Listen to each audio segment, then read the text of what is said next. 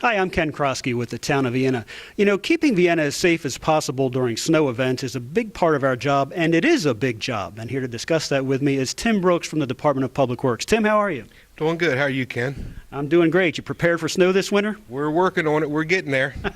Hey, tell us a little bit about what goes into preparing for snow, and as far as gauging the weather and getting crews ready, things like that. Okay, well, this time of year, we're getting the equipment together, making sure that's all up and it's functional, going over the routes. We'll be having meetings and letting everybody know their routes and what they're going to be doing in the upcoming storm.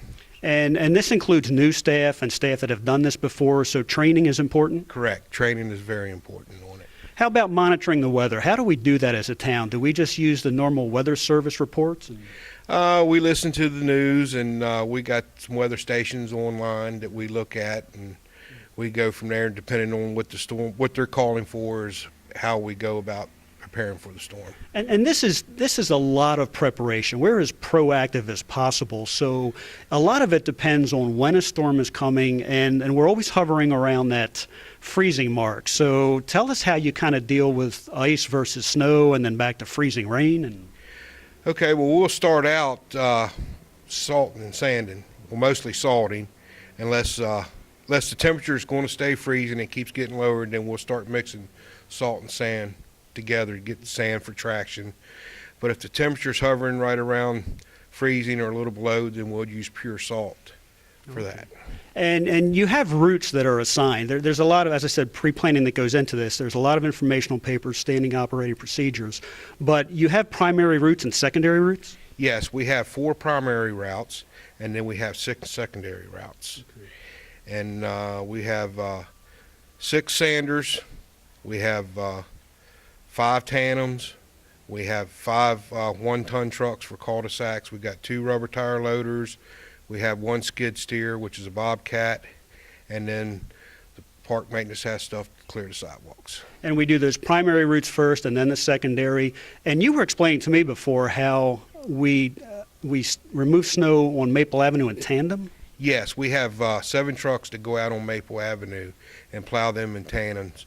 That way we can make 1 pass up, 1 path back, and Maple Avenue is cleared, as long as the snow's not snowing too hard. And then they'll break up and go into tandems on the other primary routes. And once one person gets done, they'll call somebody else on the primary routes for help. And all the trucks help each other out before they go onto their secondary routes. And the key to a lot of that preparation is what's behind us. This is a lot of salt sitting here waiting for snow, right? Absolutely. Absolutely. Salt is the key to anything.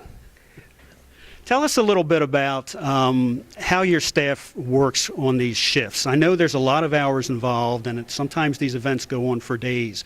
You really have to kind of manipulate schedules to make this work, don't you? Yes, I do.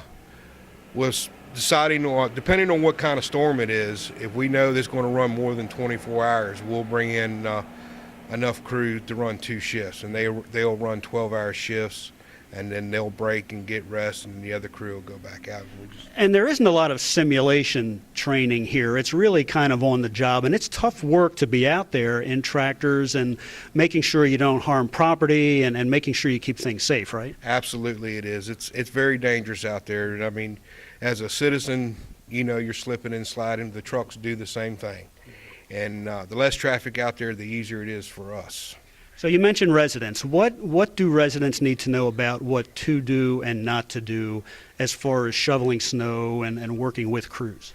If they can, they need to wait till we get the street curb to curb, because we will get the street curb to curb. Now, you might see where they made 1 pass, and that means that they've had to stop and come back on the primaries. But we will get every street curb to curb, and if they can wait to shovel their driveway and their sidewalks, it would make things a whole lot easier. And keep the car, if you can, put your cars in the driveway. Keep the cars. So Tim, I know we've talked about the standard operating procedure a lot, and a lot of it depends on inches, right? There are different procedures that go into effect for like 2 inches, 4 inches. Correct. 2 inches, normally we can handle that with just the sand spreaders, and then anything over that and going to run over 24 hours, then we start building up to more equipment, more men, and then the command center will open down here, and then If you have an emergency, just contact the police department, and they can get a hold of us. Tell residents if they have an emergency what they can do or how to protect their kids in snow events. We have ran into forts in the middle of the road, especially snow that's up along the curb lines where the kids will make tunnels and go through there. Please do not let your kids do that, because my drivers do not know. They think it might be just a pile of snow, and we caution them on that. We don't want anybody to get hurt out there. So let's talk more about this stuff behind us here. This dome that we're standing in holds, what, 1,000 tons? Approximately 1,000 tons of salt. And a typical storm, a small storm that's just a few inches, how much salt do you go through?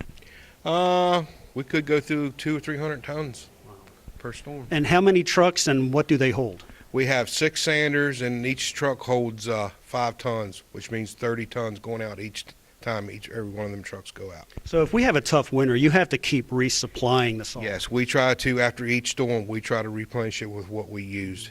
And sometimes, depending on the weather, it takes a while to get that in. Wow. So, and that's, again, the manipulation of crews and equipment and salt. Are there any other chemicals that are involved other than regular salt? Yeah, we use calcium, magnesium, and that helps it if the temperatures fall below 20 degrees. Then that'll still work up to about 10 degrees. Because this stuff stops around 20?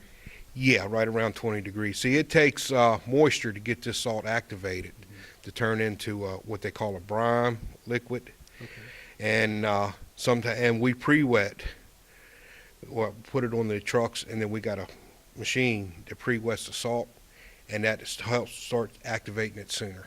And that flexibility is critical because, as we talked, if you're going from ice to snow to freezing rain, and temperatures change pretty rapidly, you have to change your plan of attack, right? Correct. Correct.